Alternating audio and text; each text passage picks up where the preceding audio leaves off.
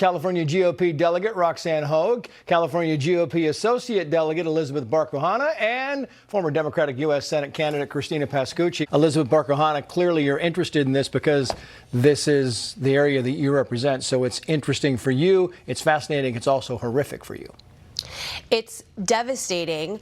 The pinnacle of this dystopian nightmare that we have all been living in Los Angeles is the moment that our brave firefighters aimed their fire hoses at people's burning homes and no water came out the end of it.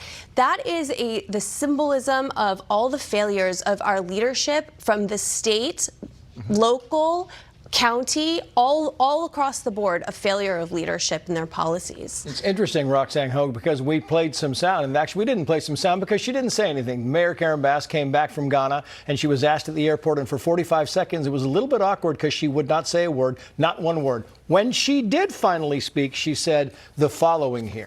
It's a deadly combination, and I've been in constant contact with our fire commanders on the ground and our partners at every level of government.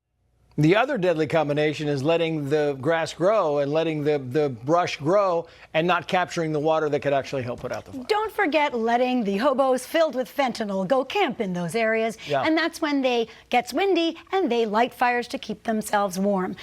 Karen Bass is grossly incompetent, and clearly they could have texted her that message that she could have read to someone in the elevator. But let's not forget the women of the View, as I call them, the 5 little queens who are the Los Angeles County Board of Supervisors. Yeah. Because Karen Bass, horrible as she is only in charge of the city of LA.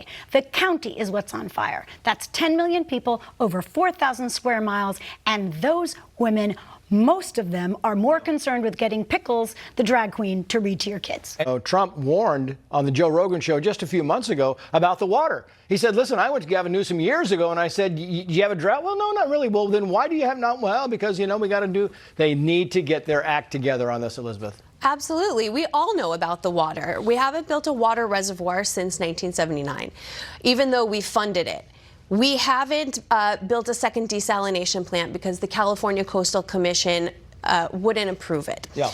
50% of the ocean, of the rainfall and snowmelt goes into the Pacific. Yep. And we have no means to capture it for times like these when we really need it. Yeah. Is anyone going to be held accountable, though, Roxanne? That's the question. I've got about 35 seconds for you. Sadly, no, as long as the SEIU and UTLA and other public sector unions are who run Los Angeles and California, it seems not. But this time may be a little different. I do want to point out one last thing that I would like to see in accountability. All the people saying, oh, the wealthy in the Palisades, oh, the wealthy in Malibu. People losing their entire homes, right, history, and possessions. I don't care how much you have in your bank account. No. It is devastating when you lose something like that. And yeah, to point fingers at people who have done very well and have beautiful homes and lost them is not the way that we should be handling these fires.